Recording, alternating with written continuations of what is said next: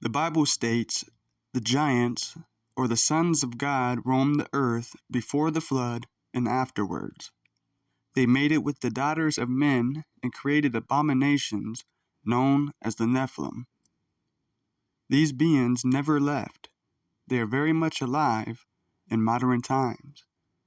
This is the story of a Special Forces sniper who became a whistleblower about the secret UCCU Special Forces unit that hunts the Nephilim.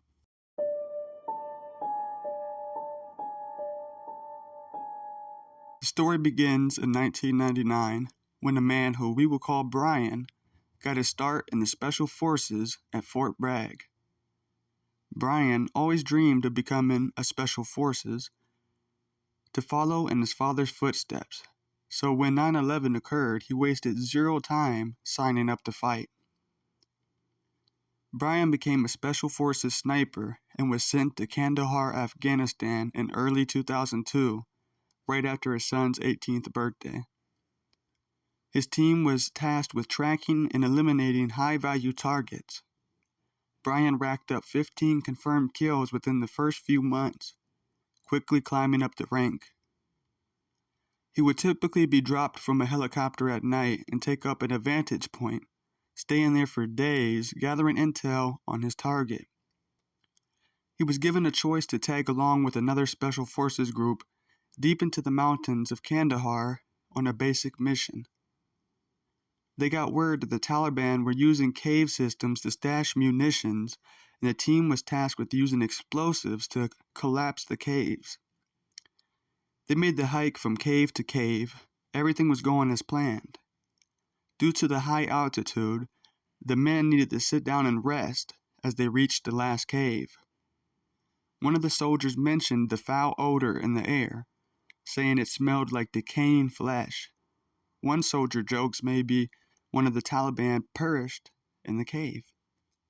Most of them had their weapons slung over their backs, as a few others propped them against rocks. Enough resting, one of the soldiers called out as he stood up. Immediately, the situation changed. As the soldier stood up and scratched, an 8-foot spear ripped through his chest, killing him immediately. The soldiers scrambled, grabbing their weapons, as an extremely large man came crashing over the cliffside, spearing more of the soldiers. They opened fire, but the bullets seemed not to faze the large man as he continued to kill them one by one. A few were wounded from friendly fire in the chaotic situation. They attempted to flee, but they were no match for the giant's speed, as his long legs closed the distance very fast. In the midst of the situation, Brian was knocked backwards, falling about 12 feet down the cliffside and being knocked unconscious. Little did he know that would save his life. After the soldiers at the base noticed that night was approaching and that team had not returned, a second platoon of soldiers were dispatched for recovery, figuring they had been ambushed. They arrived at the cave and found the grim sight. Body parts scattered around, deceased soldiers, spent shell casings everywhere, along with pools of blood. One of the soldiers noticed a blood trail leading back into the cave. Slowly, as they approached, once again, the giant came crashing out. This time, he wouldn't be so lucky, as he was already wounded. The soldiers opened fire, killing the giant immediately. The gunfire woke Brian up. As he was dazed and confused, he began to plead out for help. Apprehensive, believing it was a trap or an enemy combatant, the soldiers were slow to approach, until one recognized Brian's voice. He was rescued and returned to base with minor injuries, but a physiological scar. The giant was rigged up with wires and a tarp, and then hooked up to a large military helicopter and was flown away. This was the Kandahar Giant incident. The Kandahar Giant incident prompted the government to create a new unit to specifically study and hunt these giants. This gave birth to the UCCU, otherwise known as the Unknown Creature Containment Unit, a branch of the Special Forces that was classified. Being the only survivor of the attack, Brian and the team that rescued him, along with dozens of scientists and researchers, were recruited to this new team. Immediately, they were forced to sign NDAs and began desensitizing training. That's what they called it. This consisted of them watching videos from the 50s and 60s of classified unknown creatures from the Vietnam War, the Roswell incident, and other cases. They were shown classified documents and pictures of beings that were not known to the public. Some thought it was a joke, but Brian and the team that rescued him knew it was very real. Body cam footage was recovered from some of the dead soldiers from the Kandahar attack and was shown during the last day of training. Brian immediately grew sick and had to leave the room. But he didn't let this deter him. He's had nightmares about the incident since it happened, and he wanted answers. Combing through the classified documents, he found out that they had been finding large skeletons and bones of giants since the 1800s, maybe even earlier. DNA was conducted on some of the bones from the Smithsonian during the late 80s. The DNA results came back 98% human, 2% unknown. Brian learned as much as he could over the next few weeks before they got their first assignment. They were briefed about 2 young boys found mutilated in a national park. The boys were missing for several days before their remains were found. They were the 5th and 6th victims of what the leader referred to as a rogue bear.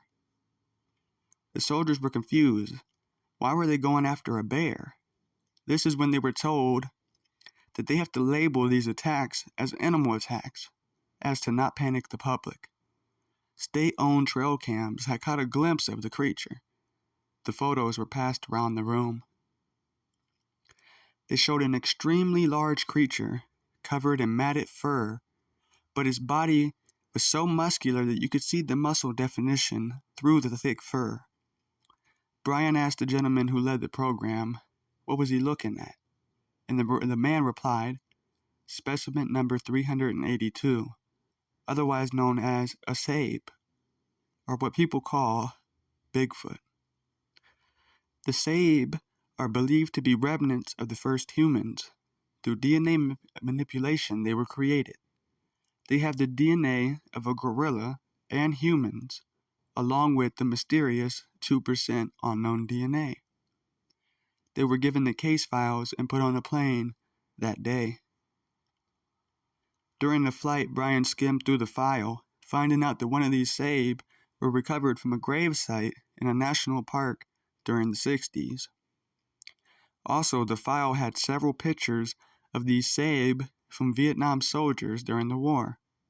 A DNA test was done of the recovered body, showing it was part human. During the long flight, the soldiers all had bags under their eyes. They were all confused and traumatized at the same time. It's as if they were experiencing a whole new world, and they were.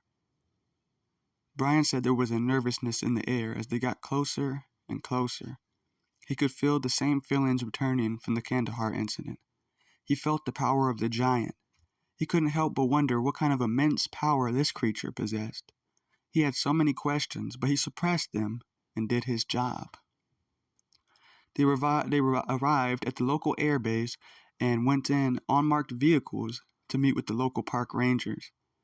They were taken to the site where the bodies were recovered.